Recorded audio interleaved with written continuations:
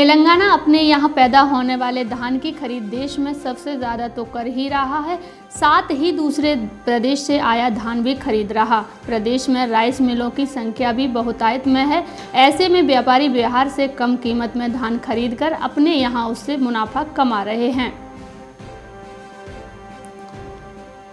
हरिद्वार में चीनी मिलों में गन्ने की आवक बढ़ने लगी है। गन्ना कोल्हू में गन्ने के दाम गिरने के बाद किसान अब चीनी मिलों की ओर रुख कर रहे हैं।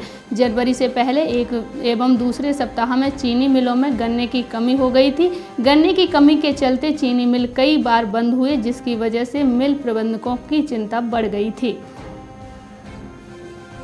करीब एक सप्ताह के अंदर सरसों के तेल की कीमत में 100 रुपये 15 किलो के टीन, रिफाइंड में 100 और पामोलिन में 100 रुपये 15 लीटर टीन की कमी हुई है।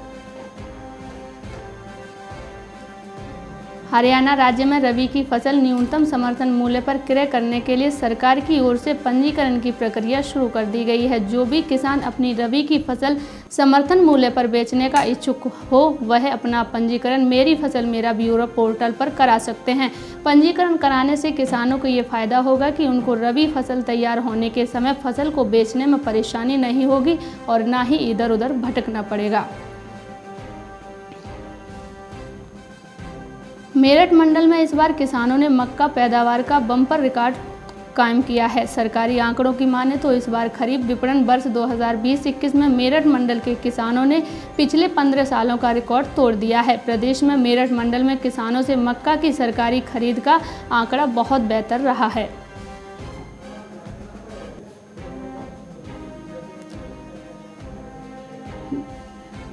गेहूं की खरीद में इस बार बिचौलियों की सक्रियता समाप्त करने के लिए अब फसल की खरीद ई पोस्ट मशीन से की जाएगी। मंडियों के साथ ही सभी गेहूं खरीद केंद्रों में खरीद ई पोस्ट मशीन से ही होगी।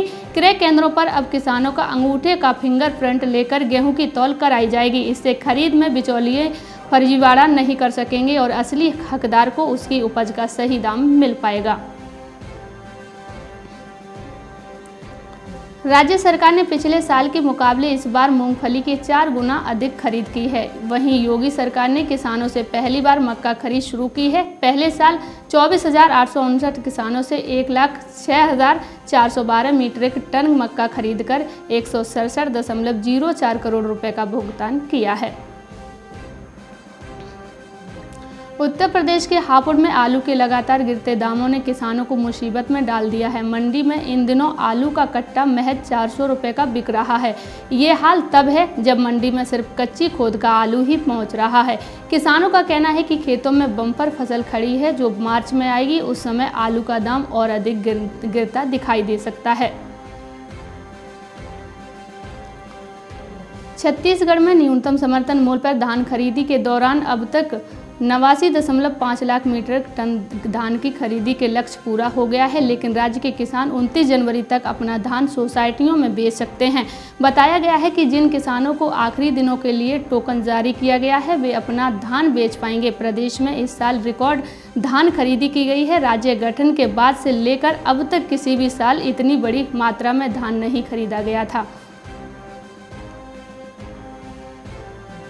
खरीफ की फसल में बाढ़ से हुए नुकसान की भरपाई इस बार रबी सीजन की फसल कर सकती है। दरअसल जनवरी के आखिरी सप्ताह में न्यूनतम तापमान 6.5 डिग्री पर आ गया है। इसका असर ये हुआ कि तापमान कम होने से फसलों का मैच्योरिटी पीरियड बढ़ जाएगा, जिससे फसल की क्वालिटी और उत्पादन अच्छा होगा।